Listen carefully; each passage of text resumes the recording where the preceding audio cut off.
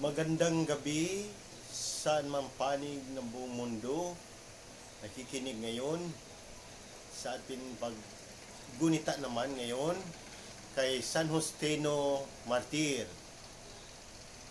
Si San Justino, nakilala rin bilang Justin Martir, ay isa sa mga kilalang ama ng simbahan na naging tanyag sa kanyang pagtatanggol sa pananampalatayang Kristiyano.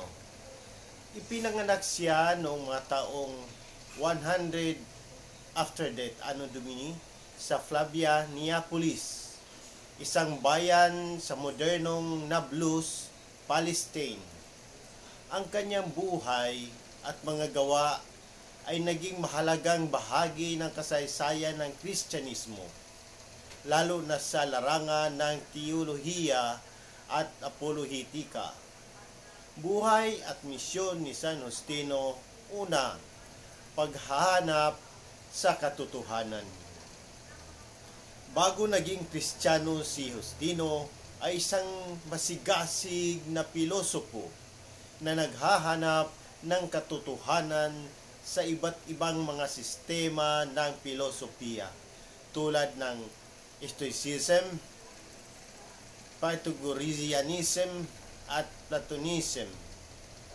Sa kanyang paghahanap, nakilala niya ang Kristyanismo at nahanap niya ang kasagutan sa kanyang mga katanungan sa pananampalatayang ito.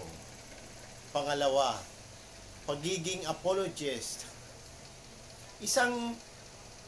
Bilang isang apologist, sinikap ni Justino na ipaliwanag at ipagtanggol ang pananampalatayang Kristiyano laban sa maling akala at akusasyon ng mga pagano.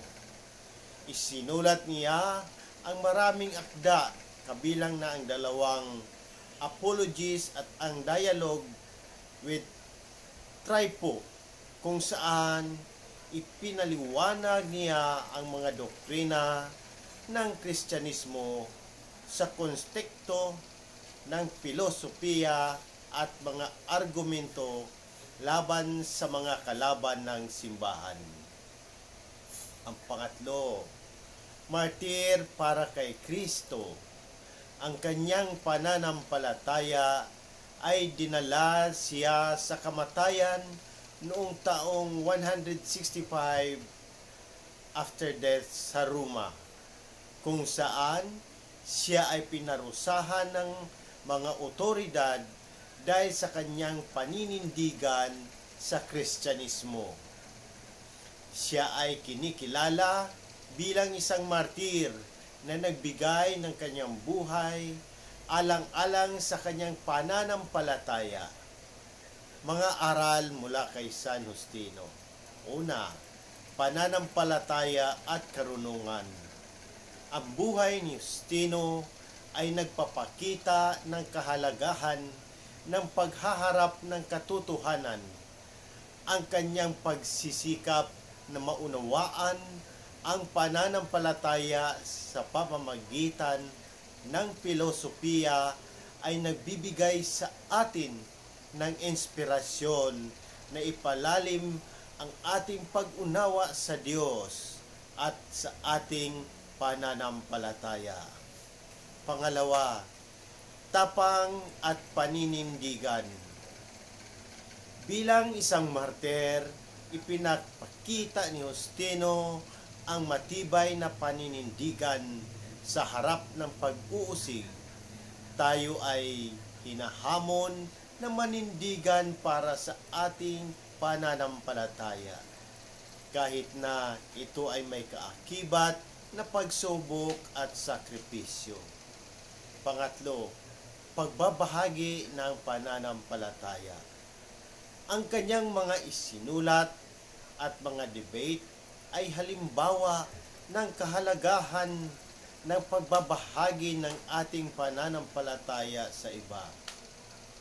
Tayo ay tinatawag na maging mga saksi ni Kristo sa pamamagitan ng ating mga salita at gawa. Pagninayan natin, sa paggunita kay San Justino. Tayo ay inanyayahan na palalimin ang ating pananampalataya sa pamamagitan ng pag-aaral at pagninilay. Huwag tayong matakot na hanapin ang katotohanan kahit saan man tayo dalhin ito. Naway magkaroon tayo ng tapang at karunungan na ipahayag at ipagtanggol ang ating pananampalataya tulad ng ginawa ni San Justino.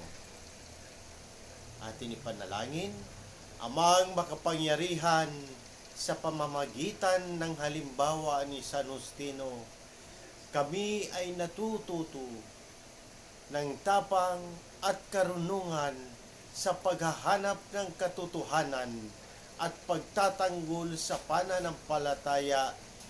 Bigyan mo po kami ng grasya na maging matatag sa aming pananampalataya at patuloy na magsikap na maunawaan ang iyong kalooban sa aming buhay sa pamamagitan ni Hesukristo kasama ng Espiritu Santo magpasawalang hanggan. Amen. So muli, magandang gabi sa atin lahat. God bless.